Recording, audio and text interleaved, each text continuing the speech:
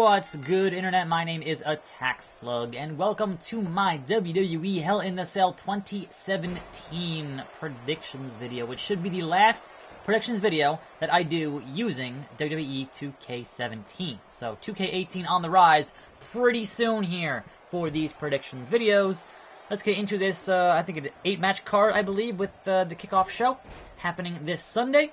And our kickoff, on the kickoff, is Chad Gable and Shelton Benjamin versus the Hype Bros on your kickoff show. And man, I kind of feel bad for Shelton because he had that hype package when he was originally going to sign, and then he had to get surgery and recovery and everything else. And now, hey, we moved Jason Jordan to Raw, so guess what? You can be in a tag team with Chad Gable. You're on the kickoff show. Like, I would have hoped for better from the long-awaited return of Shelton Benjamin. And maybe they'll get there. Maybe they'll get there.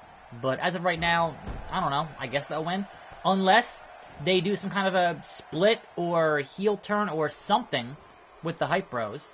I think it's pretty easily in the bag for Gable and Benjamin. Anyway, somewhere on this main show, we will have a new episode of The Fashion Files, where I would imagine they would continue to try to find out who trashed their office so many months ago.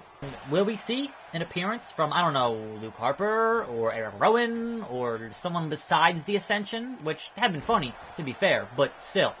In any event, we'll find out. I don't know.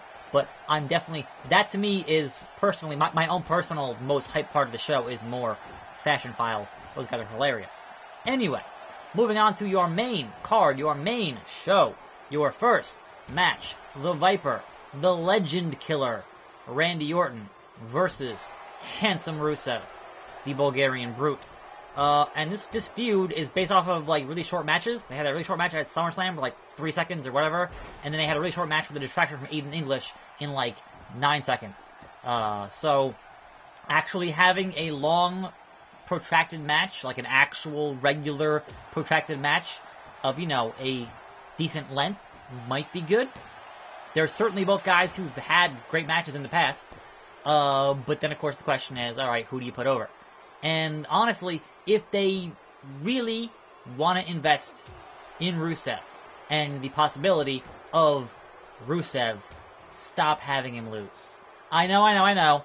Wins and losses don't matter, but come on. Randy Orton, if a win here for Randy Orton does nothing for Randy Orton, but a win for Rusev further elevates Rusev. That actually would matter. And we'll see. Oh, it's those terrible Shane McMahon punches.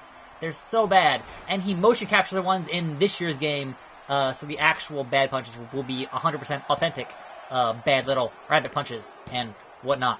Anyway, moving on, we have the glorious one, Bobby Roode versus the show-off, the I'ma steal your entrance guy, Dolph Ziggler, the hey, new guy from NXT. Welcome to SmackDown. I'm going to get pinned for you to make you look better, because that's basically what Dolph has put himself in, or what they put him in, coast to coast.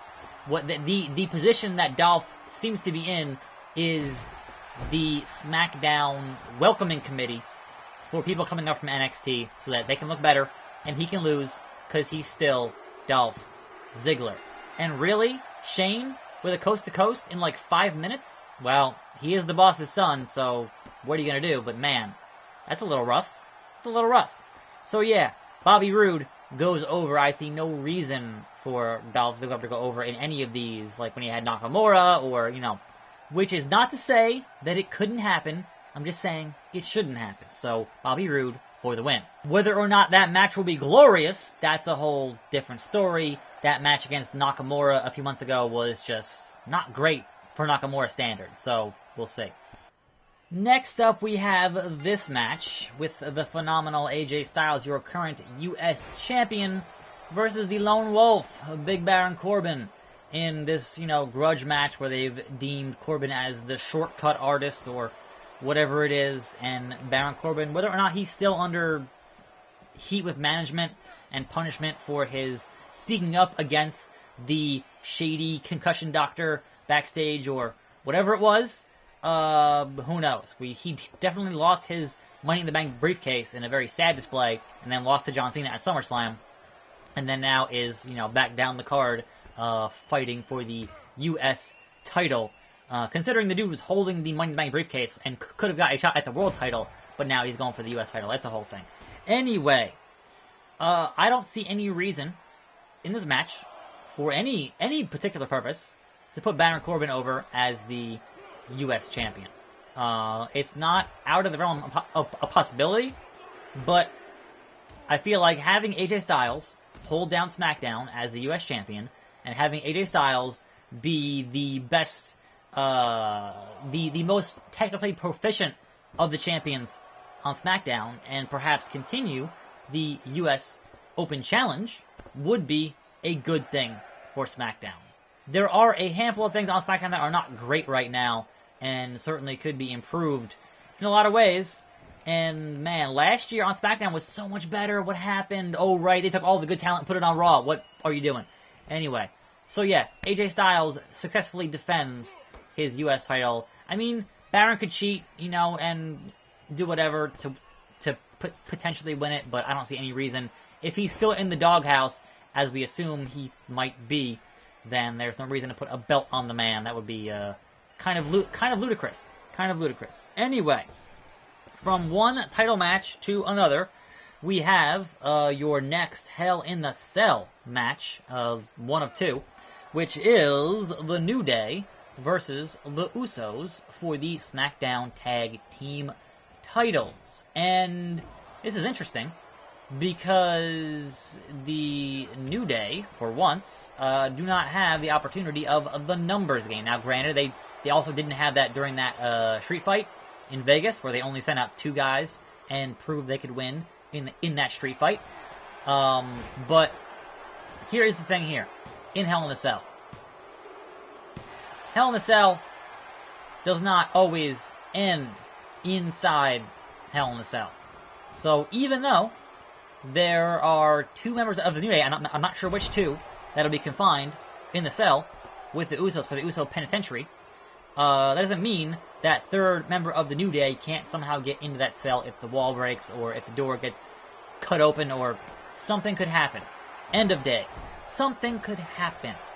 In any event, even though, and no, I don't think Baron Corbin is going to end up being U.S. champion. Video game, you got it wrong. What the hell? How am I supposed to keep my train of thought if these matches keep ending so freaking fast? Anyway, New Day and the Usos in Hell in a Cell. Here's the thing. Alright, if the rumors are true, and they want to give the New Day the most title reigns in history, they need to stop trading it back and forth with the Usos, or they're never gonna get there.